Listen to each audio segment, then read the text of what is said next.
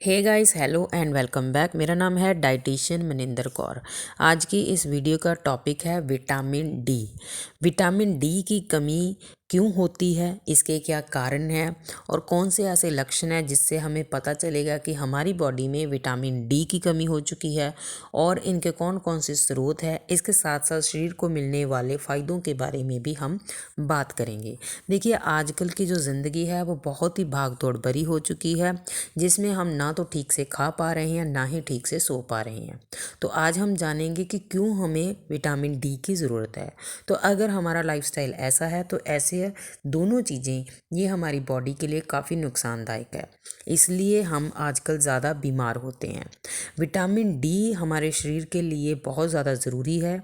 ये हमारी हड्डियों को स्वस्थ रखती है, मजबूत रखती है, फ्रैक्चर का जो खतरा है वो कम होता है, शरीर में इम्यूनिटी बढ़ती है जिससे हम बीमारियों से ज़्यादा अच्छे से लड़ पाते हैं। कैंसर जैसी बीमारियों से भी लड़ने में ये हमारी मदद करती है। D3 की या विटामिन डी की कमी को दूर करने के लिए मार्केट में बहुत सारी टैबलेट, कैप्सूल्स, बूस्टर, सैशे, बहुत सारी चीज़ें मौजूद हैं। लेकिन एक बात का विशेष ख्याल रखिए कि किसी भी प्रकार का विटामिन डी का सप्लीमेंट लेने से पहले आप अपने डॉक्टर की परमिशन ले लें, उससे कंसल्ट कर लें, उसको अपनी प्रॉपर जो है अपना हेल्थ चेकअप करवाने के बाद ही आप कुछ लें। अब हम बात करते हैं कि विटामिन डी के कितने प्रकार होते हैं। ये बेसिकली दो प्रकार का होता है, एक होता है विटामिन D2 और एक होता है विटामिन D3। विटामिन D2 जो है वो मनुष्य के शरीर में नहीं बनता, ये हमें पौधों से प्राप्त होता है। पौधे सूरज की जो पराबैंगनी किरणें हैं उसकी उपस्थिति में ये हमारे को विटामिन D2 प्रदान करते हैं बनाकर। विटामिन D3 हमारी बॉडी में ही बनता है। हम जब सूरज की किरणों के संपर्क में आते हैं तब ये हमारी बॉडी में ही जो है बनता है। इसके अलावा जो विटामिन D3 है वो सिर्फ़ और सिर्फ सूरज की जो सुबह की किरणें हैं उसमें ज़्यादा मिलता है। इसके अलावा मछली के सेवन करने से भी हमें D3 की जो है कमी वो पूरी हो जाती है। विटामिन डी मछली के सेवन में काफ़ी ज़्यादा होता है। अब हम बात करते हैं विटामिन डी की कमी के लक्षण क्या हैं, कैसे पता चलेगा कि डी की कमी हो चुकी है। पहला है हाई ब्लड प्रेशर। आपका जो ब्लड प्रेशर है वो हमेशा हाई रहता है। इस केस में आप ये मान लीजिए कि हो सकता है आपको विटामिन डी की कमी हो, आपको टेस्ट करवाना चाहिए। दूसरा है थकान महसूस करना। आप बहुत ज़्यादा थके थके से महसूस करोगे, थोड़ा सा काम करने के साथ ही आपकी जो मांसपेशियां हैं वो टायर्ड फील करेंगी, कमज़ोर फील करेंगे। तो इस केस में भी विडी की कमी हो सकती है। आपके जॉइंट में भी कहीं ज़्यादा पेन हो सकती है, इजीली आपको फ्रैक्चर आ जाते हैं। अगर आपको डिप्रेशन है, तनाव है, तो भी आपको विटामिन डी की कमी हो सकती है। इसके अलावा इसका कैंसर का अगर खतरा है, इम्यूनिटी कमज़ोर होगी, हड्डियाँ मुलायम हो जाएंगी, बच्चों में जो है रेक्टेक्स रोग हो जाता है। विटामिन डी की कमी को पूरा करने के लिए अब हम जानेंगे क्या करना चाहिए या फिर ये किन लोगों को होती है। जो लोग वेजिटेरियन है या आमतौर पर पोषण की कमी से भी विटामिन डी की कमी हो जाती है। इसके अलावा जो लोग बंद कमरों में रहते हैं, सूरज की रोशनी में कम जाते हैं, ताज़ी हवा में, शुद्ध वातावरण में कम जाते हैं, उनको भी ये प्रॉब्लम हो जाती है। जो लोग हमेशा डेयरी प्रोडक्ट जैसे दूध, दही, मक्खन, घी आदि का सेवन बहुत कम मात्रा में करते हैं या बिल्कुल भी नहीं करते, उनमें भी विटामिन डी की कमी पाई जाती है। आजकल लोगों का जो पोषण में कमी ज़्यादा देखी जाती है क्योंकि वो फास्ट फूड जैसे पिज़्ज़ा, बर्गर ये सारी चीज़ें ज़्यादा खाते हैं, डेयरी प्रोडक्ट या फिर अच्छी चीज़ें कम खाते हैं।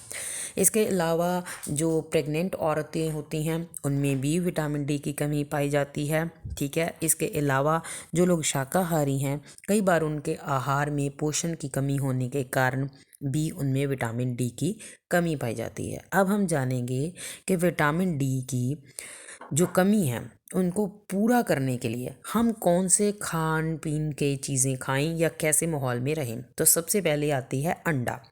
अंडा जो है अंडे की जर्दी में विटामिन डी भरपूर मात्रा में होती है और अंडा हमें खाना चाहिए प्रतिदिन। दूसरी चीज़ आती है दूध। दूध में भी हमें काफ़ी मात्रा में पोषक तत्व प्राप्त होते हैं। दूध में कैल्शियम, विटामिन डी पाया जाता है। गाय का दूध ज़्यादा अच्छा माना जाता है। इसके अलावा है मशरूम। बहुत से लोगों को मशरूम बिल्कुल पसंद नहीं होती, लेकिन यह फ़ायदेमंद है, हमें मशरूम खाना चाहिए। ये ठंड के मौसम में मार्केट में आसानी से मिल जाती है। इसमें vitamin B1, B2, B5, vitamin C के साथ साथ विटामिन डी बहुत अच्छी मात्रा में पाई जाती है। आप इसको सब्जी या सैलड दोनों फॉर्म में खा सकते हो। नेक्स्ट आता है दही। हमें रोज़ाना दही का सेवन करना चाहिए। ये हमारे शरीर के लिए काफ़ी फ़ायदेमंद है। इससे हमारा हाजमा भी ठीक रहता है और इससे हमें विटामिन डी के साथ साथ कैल्शियम भी मिलती है। अगली चीज़ है मछली। अगर आप नॉन वेजिटेरियन हो तो आप मछली अपने भोजन में शामिल कर सकते हो। इसमें भी विटामिन ए, विटामिन B12 के साथ साथ विटामिन डी भरपूर मात्रा में पाया जाता है। बशर्ते आपकी जो फ़िश है वो अच्छी जगह से, साफ़ सुथरी जगह से ख़रीदी होनी चाहिए, ये फ्रेश होनी चाहिए और इसको कुक जो आप करते हो वो बहुत ही हेल्दी वे में कुकिंग स्लो प्रोसेस में की गई हो। नेक्स्ट आता है संतरा, ऑरेंज। वैसे तो लोग ये मानते हैं कि संतरा जो है वो विटामिन सी का मुख्य स्रोत है, परंतु संतरा खाने से हमें विटामिन डी भी प्राप्त होता है। इसमें काफ़ी मात्रा में विटामिन डी पाया जाता है। हमें संतरे को अपने भोजन में शामिल करना चाहिए। चाहे तो आप इसको डायरेक्ट खाइए, चाहे आप इसको जूस की फॉर्म में पीजिए। आगे आता है साबुत अनाज। चना, मूंग आदि को विटामिन डी पाया जाता है और इसे रात भर भिगोकर रख सकते हैं। सुबह इसका नाश्ते में बनाकर कुछ सेवन कर सकते हैं। इसके अलावा गेहूँ, रागी, ज्वार, बाजरा, ओट्स, ये काफ़ी अच्छी मात्रा में इसमें विटामिन डी होता है। इसके अलावा धूप, सूरज की धूप हमारे शरीर के लिए फ़ायदेमंद होती है। लगभग आधे घंटे तक अगर हम धूप में बैठते हैं तो हमारी बॉडी में विटामिन डी की कमी काफ़ी हद तक पूरी हो जाती है। इसके अलावा धूप में के माध्यम के साथ साथ हमें ये भी ध्यान रखना चाहिए कि ज़्यादा देर तक धूप में नहीं रहना। ऐसा करने से हमें स्किन सनबर्न या टैनिंग हो जाती है, तो इससे भी हमें परहेज करना चाहिए। और इसके अलावा हम सभी को पर्याप्त दिन में 60 से लेके 1000 IU विटामिन डी लेना चाहिए। इससे हमारा शरीर स्वस्थ रहता है और विटामिन डी की कमी नहीं होती। यही कारण है कि इससे हम बिल्कुल स्वस्थ रहेंगे। विटामिन डी की आई होप आपको अच्छे से इम्पोर्टेंस और इसकी कमियों के बारे में पता चला होगा। वीडियो अच्छी लगी तो चैनल को सब्सक्राइब कीजिए। Thanks for watching this video till and.